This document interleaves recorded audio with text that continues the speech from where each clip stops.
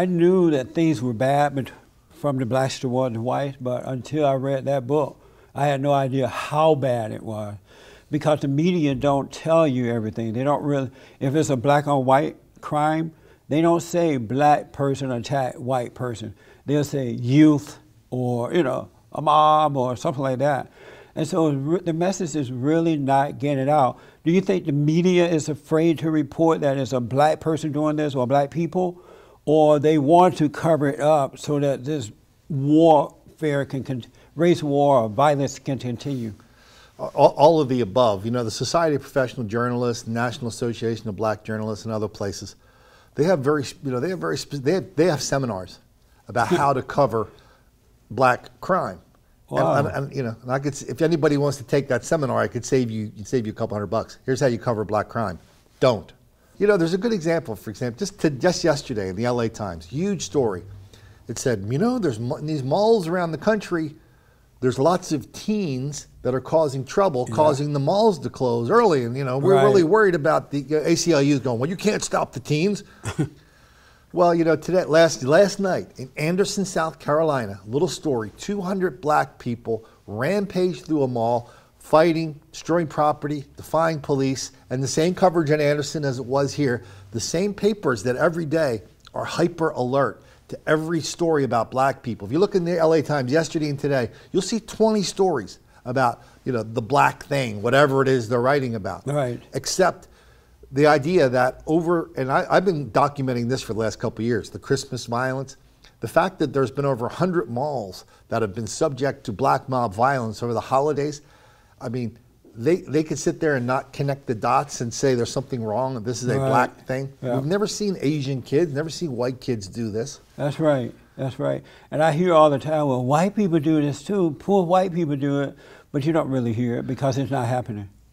Believe me, if it was happening, we would hear about it. If it was happening, how many people are on this planet right now who would like to take that video and shove it right in your face and say, I told you? That's right. About 1 million. Yeah. Guess what? If they could. That's right. They would.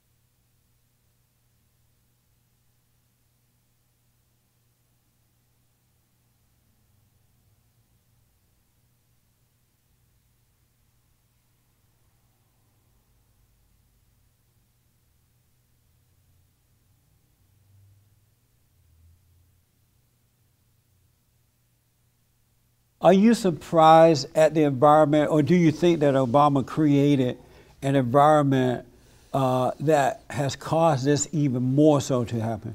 You know, I didn't used to think that, but I do now. And why you didn't think it before? Because I didn't know what he was doing before. Oh, okay. And here's what the people that are taking office January 20th, all the cabinet members, all the department heads are gonna be confronted with day one. They're going to be confronted with the fact that for the last 8 years, Obama has made racial hostility, racial resentment part of the DNA of the federal government. Yes. So in the EPA, we learn about environmental racism. At the Department of Justice, we learn that there's too many black people in prison for no reason whatsoever, and cops are picking on black people for no reason whatsoever. In the military academy, they teach white privilege. The only reason, you know, there's these white kids sitting in these desks at a military academy is because of white privilege. And so this is top to bottom. And they're not hiding it either, by the way, right? Right. They're very proud of it. Yep. And so now, on day one, January 20, every one of those guys and girls and gals is going to have to decide, am I okay with this? Or am I going to set this right and get rid of all this racial consciousness that causes all this resentment? That's right. Something for us to watch. I saw that Martin Luther King III, he went to visit with Trump, and now he's saying nice things about working with Trump. I saw Steve Harvey went to visit with, and none of those guys supported Trump at all. As a matter of fact, I've heard Steve say some bad things about Trump during the primaries, and now they're going to get involved. And because Obama has created this environment, I'm not sure if Donald Trump, I don't know if he's going to let him in or not. I'm not sure if he should, because those people are not there because they love Trump. They're there because they got this program where they're going to be working in the inner cities, and they're there for their money and power. And so when this whole race issue come up, if they are part of the administration in any form or fashion, then Trump team would not be able to do what they need to do.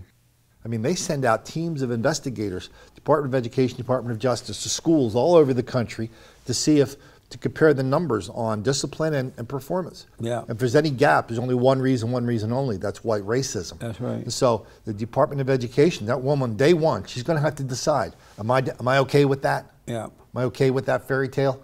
I don't know that a lot It's of them going to be want to fight that. interesting to see that happen.